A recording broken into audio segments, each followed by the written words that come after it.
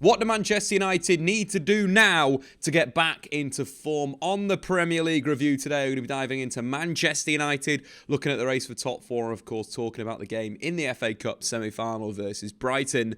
Manchester United, for me, haven't been great in the last month. They've been inconsistent performances, but also a real lack of play out from the back and structure. So today we're going to look at what United need to do to get back into form, of course, gearing up to the first ever FA Cup final that is a Manchester derby.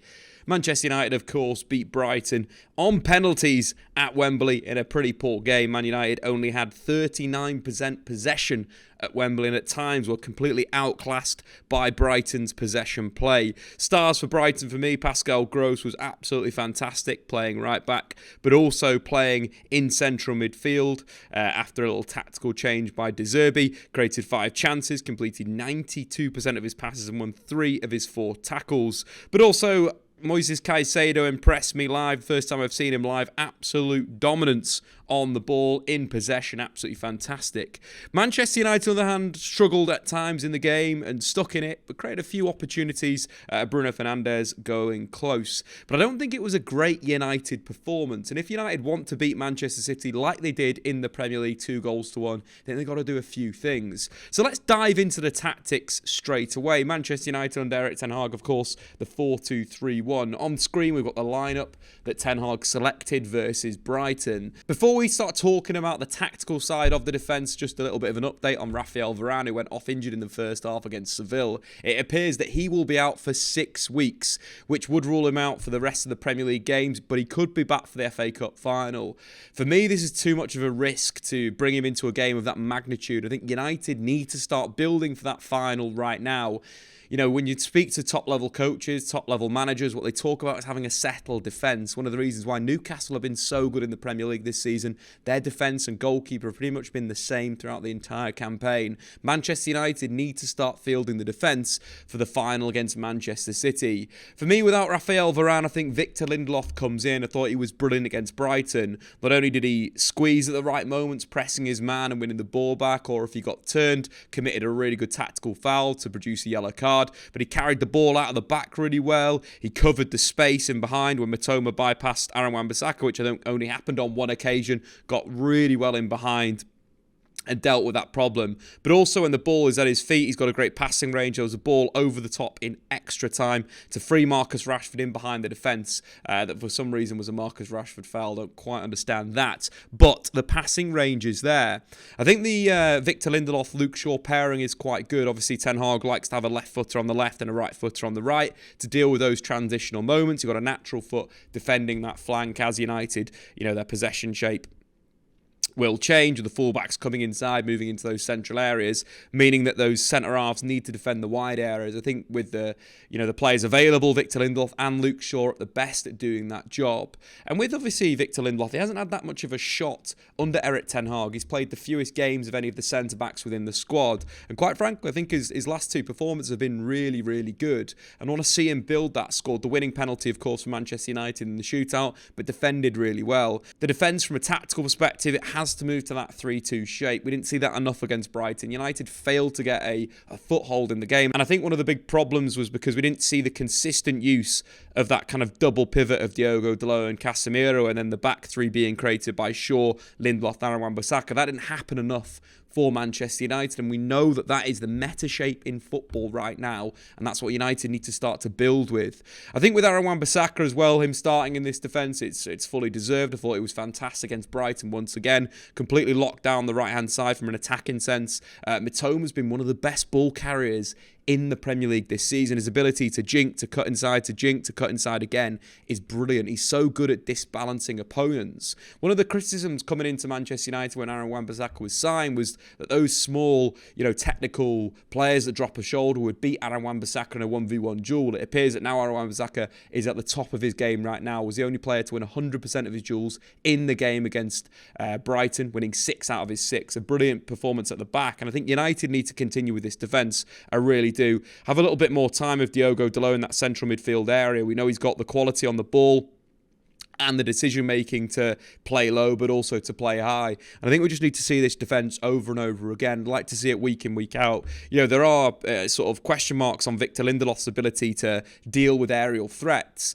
But you're looking at his sort of age and where he is right now as a footballer. You could really argue that he's coming into the prime of his career now at 28 years old. A lot of defenders hit the prime around this time. And I think with Victor Lindelof, this is a massive opportunity, for his Manchester United's career to stick around in the Erik ten Hag era. I thought his performance against Nottingham Forest, playing as a left-sided centre-back, was very, very good. 96% of his passes completed, won 100% of his ground duels, completed 100% of his dribbles in that game.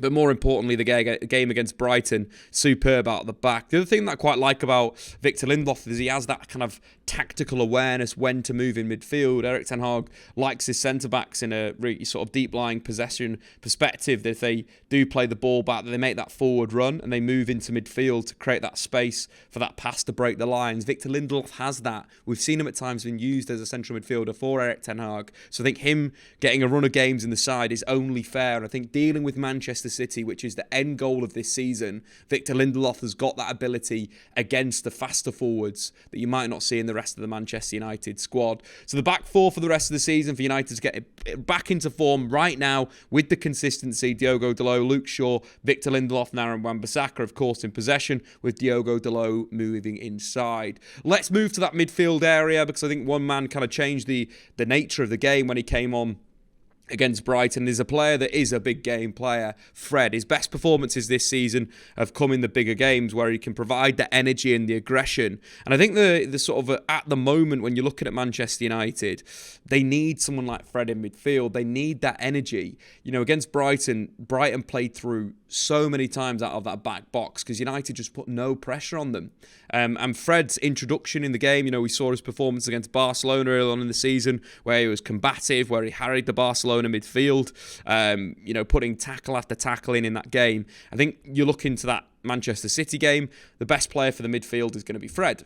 And looking to build that cohesive unit and structure for Manchester United, I think we need to see, Fred even starting in Premier League games to get a bit of a run of form and that kind of aggressive side. And I think the big thing with this is that I'd like to see Fred play higher. I want Fred in that kind of higher role so he can press, so he can be aggressive, so United can squeeze in a better way, with Bruno Fernandes at times playing in a deeper roaming position, getting on the ball in these deep areas to play. We've seen Bruno play 8 a number of times this season. He's been fantastic. I think going forward, Fred aggressive to the end of the season, thinking the games that United have got to play against the likes of Spurs, I think Fred's going to be a great sort of player to play in that match. You also look at, the likes of Brighton that United have got to play in the Premier League, Aston Villa, West Ham, Chelsea. I think someone of Fred's energy in those games is absolutely perfect. No, I don't think he's a long-term solution. I think someone like Caicedo is the long-term solution for Manchester United central midfield. But Fred in the back end of this season could be a really good asset. And I think he is also a player that needs to play week in, week out to get a run of form. You're looking at his statistics in the Premier League this season. They've been very, very good from a defensive perspective. In terms of passes blocked in Europe's top 5 leagues, he ranks in the top 1% of midfielders. That's Fred being aggressive. That's Fred closing the ball down, stopping the pass at source, and allowing United to win the ball high. You're looking at challenges in the defensive third as well. Fred ranks in the top 3% of players for winning the ball back. So not only does Fred provide that aggression in the final third, but when United are defending a little bit deep with Bruno and Casemiro in those deep areas, Fred can provide aggression on the ball in those areas to then transition and break through. I think it's very, very important for United to have someone like Fred in the team. And I think when you're looking at Christian Eriksen's form at the moment, he doesn't really kind of get a position within the side. I think he's been a little bit sloppy in possession recently. And I think having the intensity of Fred in that position is much better, which moves on to our last position. Wout Weghorst has to start till the end of the season. Yes, he might not be the most clinical forward. Yes, he's not going to score 20 goals for Man United in the last, 7 games of the season. But what he will bring is intensity. And without that in the team, United feel very, very poor off the ball. And I think the thing that Weghorst gives is that real aggression through the middle. I think that's going to be a key theme of this video. United need to be able to press better. They need to have the legs in midfield. They need to have the legs up top, which is where Weghorst and Fred really, really come in. And yes, he's not got maybe the quality of Anthony Martial, the skills, but if you think Martial's only scored 1 goal in the last 7 games that he's played for Man United as a 9, I'd rather have Weghorst's energy. I'd rather have his ability to squeeze the opponent, to press high up the pitch. And the other thing as well, it gives United a bit of tactical fluidity in games, that United can switch it to, Rashford playing as a 9 for a bit, with Weghorst in behind. You can drop Fred into midfield. Bruno can play either wide left or wide right. Anthony potentially could go on the left. Bruno Fernandes on the right. Gives fluidity in games to change the shape. And when you've got Anthony Martial in that position, it doesn't allow you to do that. You can't have Anthony Martial playing as a kind of a pressing number 10, as Weghorst can do. I just think that's got to happen. You've got to kind of change things. We've got to stop trying to think that we've, got the quality in certain positions and just go with that work rate. It just makes for a better team, and that's very, very important. And let's take a look at one of the examples of this from the Brighton game without Weghorst and with Fred in an aggressive position. So when thinking about Manchester City in the Premier League game, they will build in a pretty similar way to Brighton. They'll have 2 sort of defensive midfield players. One will be the inverted fullback in John Stones and Rodri, and then they'll build with a bit of a back 3. This is very similar to how Brighton kind of played out from the back, and I thought United's strategy on the 104th minute of the game was actually correct. Playing your 2 central midfielders reasonably high, your 2 wingers deeper, and squeezing with your centre forward. Again, looking at the pressing structure and shape, this is exactly the same as what could happen against Manchester City. United really need to work on this. They need to work on their pressure high up the pitch, because that's where they'll get the best joy against City. Catch them in their build-up structure, transitioning, attacking using width with Marcus Rashford, join the attack with his pace. So let's break down this move. Weghorst, of course, in this position, his kind of job is to put pressure on the ball, but also split the pitch. We could see him do that really well here. We've got Fred high on Pascal Gross, who's moved into the defensive midfield position following Joel Veltman's introduction as a right fullback. And of course, Sabitzer, the number 10, is on Caicedo. From this play, you can see Weghorst simply splitting the pitch. He's cutting that passing lane to the other centre-half. He's forcing Adam Webster to go back to Sanchez to squeeze the play. Again, we see the ball go back to the goalkeeper. Weghorst back into that sort of central position, going to try and cut the pitch if he can do that. If not, go and put pressure on the football. But this moment, this is the reason why I think Fred is very, very important. Fred is the only player that can close that distance in the United squad right now, to squeeze the play.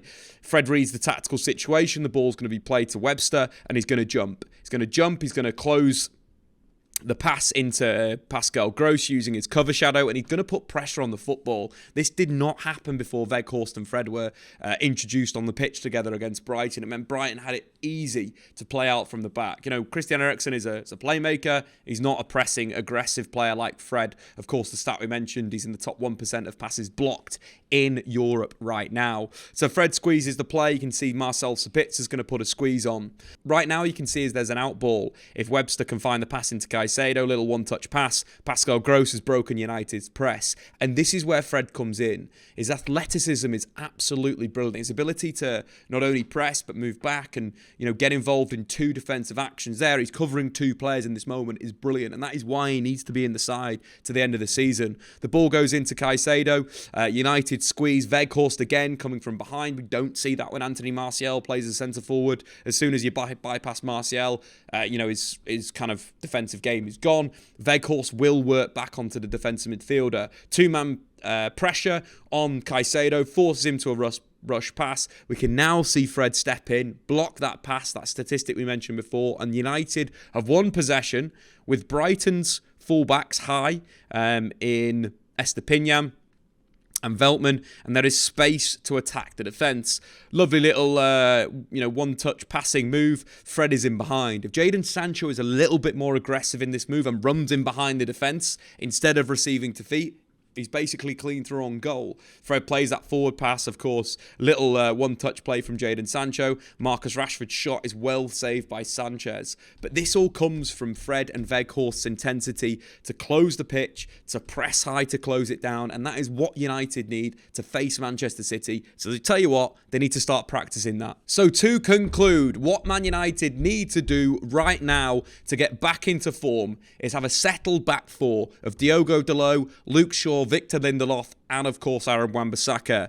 United need to build, of course, with Diogo Dalot inverting in a 3-2 structure. United need to get Fred back into the starting 11 for his aggression in midfield, but also his ability to defend two players at once. Weghorst needs to start at number 9, not only for his pressing qualities, but also giving United that tactical flexibility to play Rashford through the middle and moving, one of Bruno Fernandes or Anthony to the left wing, allowing United to squeeze high, but also playing in a dynamic setup with Diogo Dalot defending deep and Fred defending deep. There's a lot of work to be done before facing Manchester City. If they play like they did against Brighton at Wembley, they'll get absolutely battered. There's a lot of work to be done. United are very much a work in progress. The transfer window is going to be big, but there's some big games before the end of the season. Guys, get into the comments below what you think Man United need to do right now to get back into form. Of course, subscribe if you are new. Check out SofaScore and, of course, the Premier League preview part 2 will be live tomorrow at 1 o'clock. See you later.